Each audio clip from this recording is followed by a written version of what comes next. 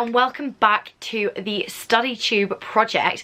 My name is Eve. I've not yet filmed a video on here, so I am an English lit student. I'm not Jack Edwards. I'm not an English lit student. I am a German and Spanish student at the University of Oxford, kind of. I mean, I don't really know what's going on with this lockdown at the moment, but I am at some point going to graduate from Oxford, hopefully, with a degree in German and Spanish. I was really unsure as to what to film for this because honestly, my degree is just a lot of reading and speaking two languages, and obviously I can't really teach you how to speak a language in such a short period of time.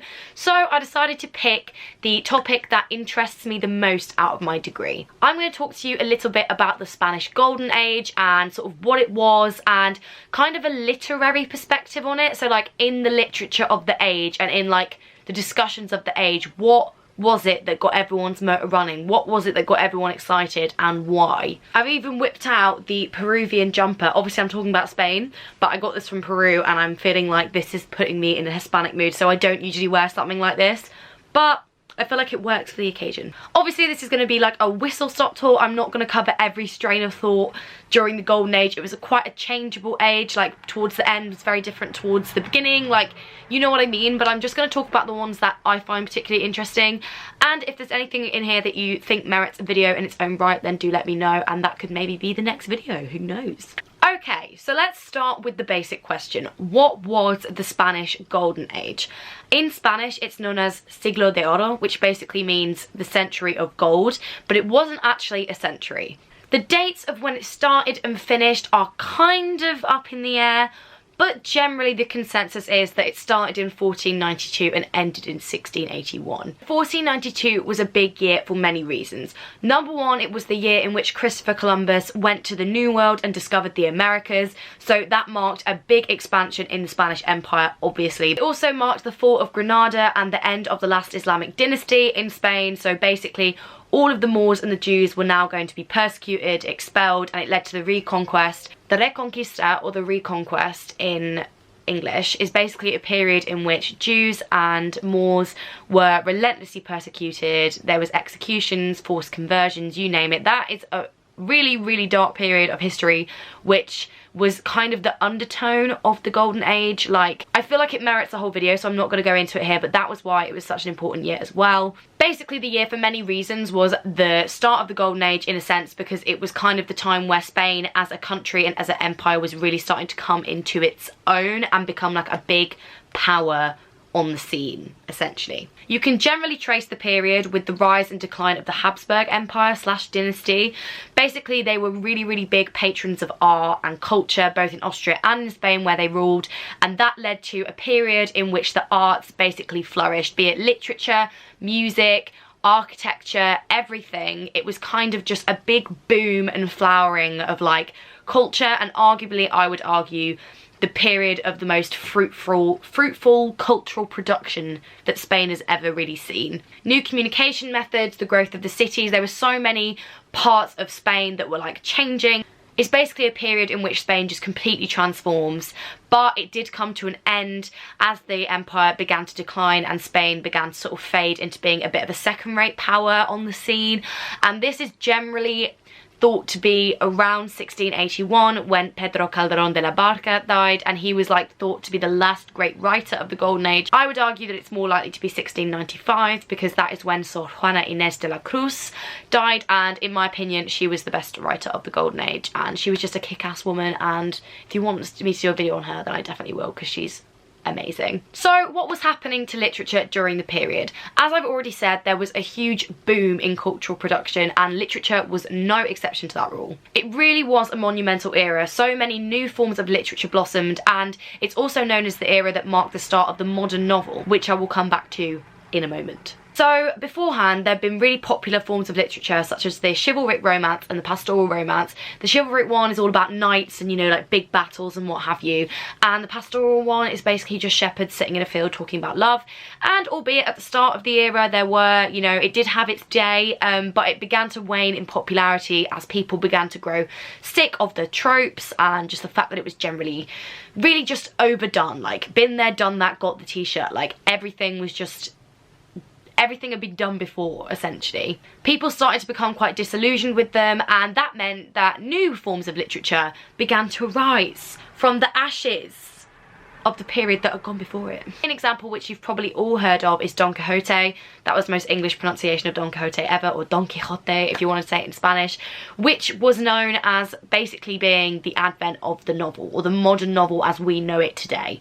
It is actually the second most translated book in the world apart from the Bible. It's personally one of my favourite books. It's very long, but essentially the gist is that this book was dedicated to mocking the chivalric romances, because the main character, Don Quixote, is not actually called Don Quixote, but that's what he calls himself because he goes mad after reading so many of these chivalric romances that he convinces himself that he is one of the knights in the romances, and that the world around him is the world that you see in a chivalric romance. So that windmills are giants, and that there are mystical caves where there are like fantastical occurrences, and that every single occurrence is a big duel and a joust that he has to fight. Essentially the novel uses that framework to mock how overdone the chivalric romances were, and also how stupid they were because they were just so not grounded in reality. By showing the main character as a madman, Cervantes essentially rips the hell out of this genre, and Don Quixote as a novel basically exposes all of the faults of the genre whilst also paying tribute to it. It's a fantastic book. I could go on about it for ages, and in fact that is what I want to do a video on very soon, so if you want to see a video on that book then definitely let me know.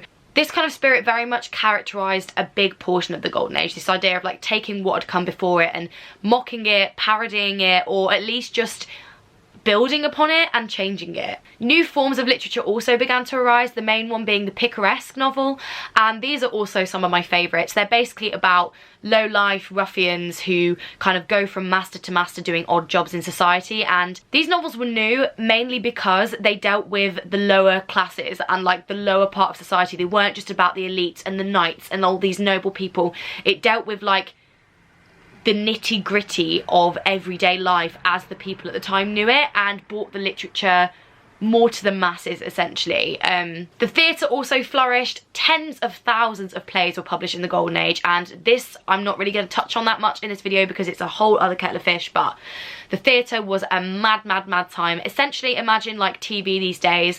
People will go to the theatre all the time. It was the main form of like cultural currency, and it was available to everyone regardless of what your class was. It ranged from bloody honour dramas where wives were getting murdered in the name of honour to like funny gender swap dramas much like Twelfth Night and stuff like that in Shakespeare. You name it, it was done, be it religious, secular, moral, funny. The Golden Age has it all. There's a reason it's called the Golden Age, basically.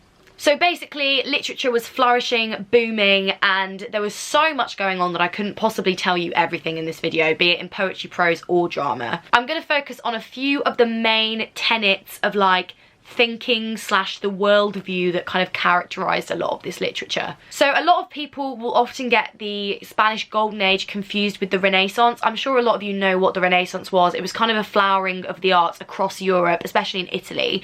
It does kind of mix with the Renaissance, but also at the same time doesn't. The Renaissance is a part of the Golden Age, but it isn't the Golden Age, if that makes sense. So the Renaissance was all about finding harmony and balance in the world, but sadly, when we look at the state of the Golden Age, that was not what had happened. There were still wars raging, there were plagues, there was political conflict, there was still mass class segregation. Basically, this harmony that the elite had aspired to find through education and the arts had not really materialised. And especially as the Spanish Empire began to lose its sway, as the Golden Age progressed, there's definitely a marked sense of like pessimism, disappointment and disillusion in a lot of Golden Age literature.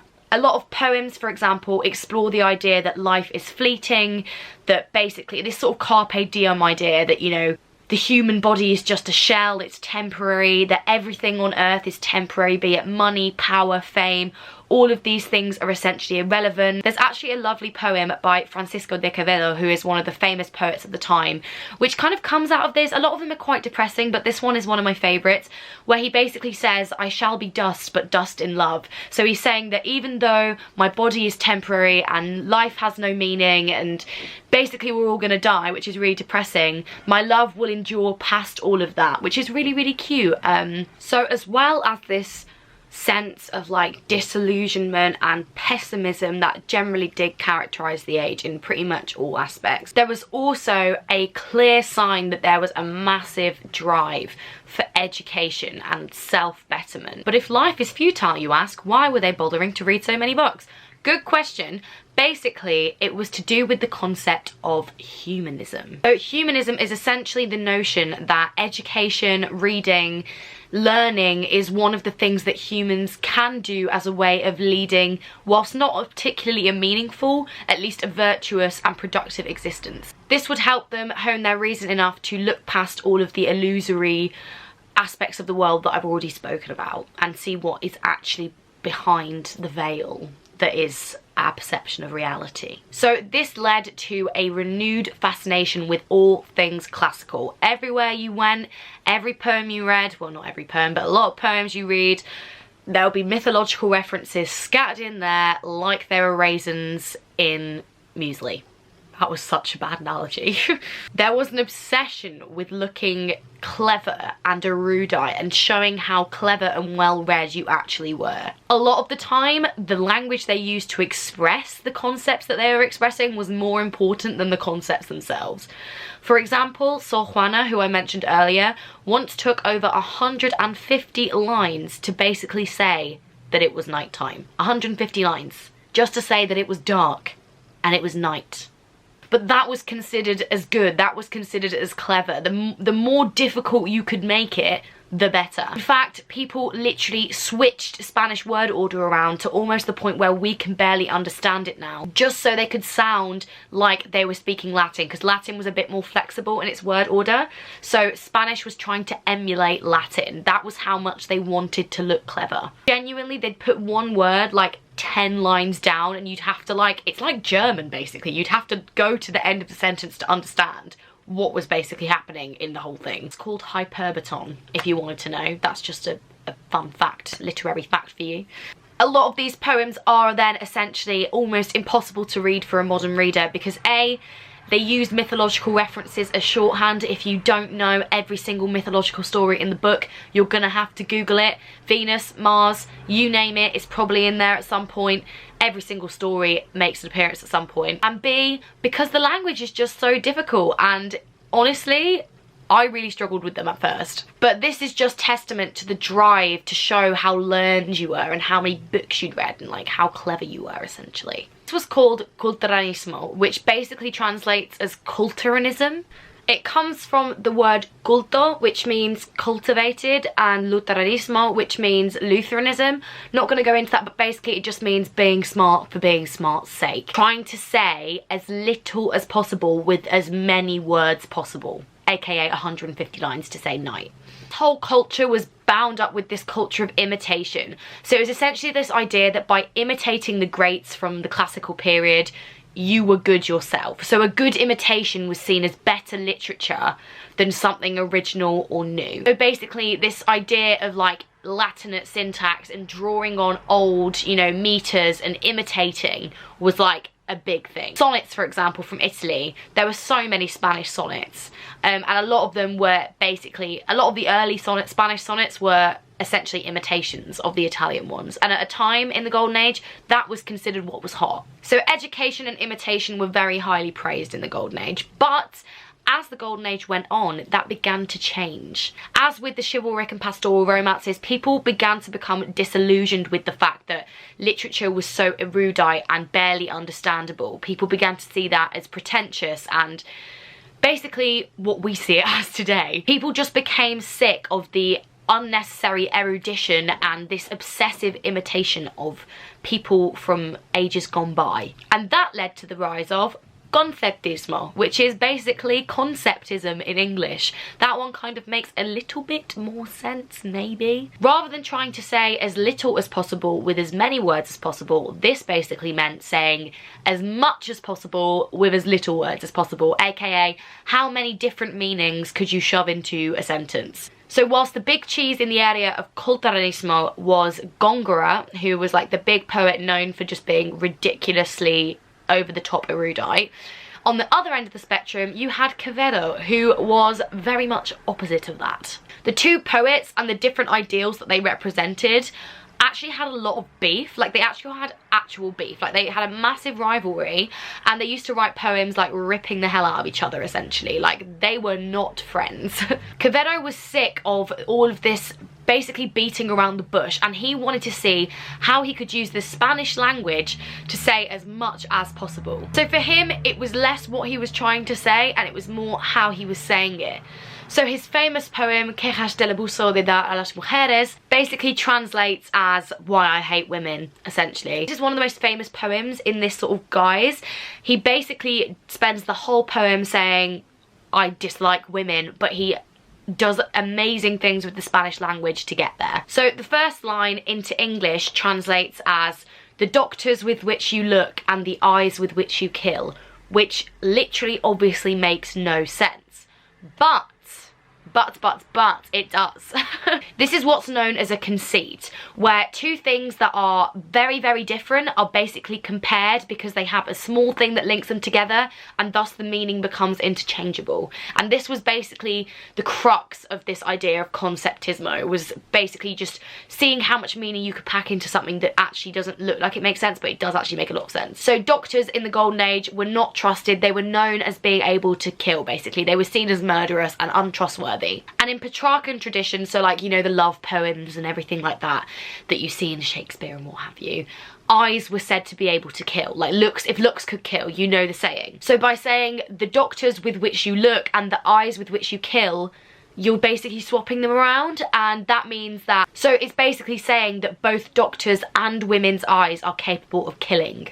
And by switching the two around, it's kind of like a literal and metaphorical play on how horrible these women are and how they ensnare men. There are countless examples of this, and this is personally my favourite part of Golden Age literature. I really enjoy this aspect of it because I just think it's fascinating how much the Spanish language is open to so many different meanings. So essentially within the Golden Age there was this really fun interplay between these super erudite, like, learned classical poems, which are fantastic when you actually, you know, pick them apart. Some of my favourite poems are basically undiscernible until you read each individual line and get each individual story.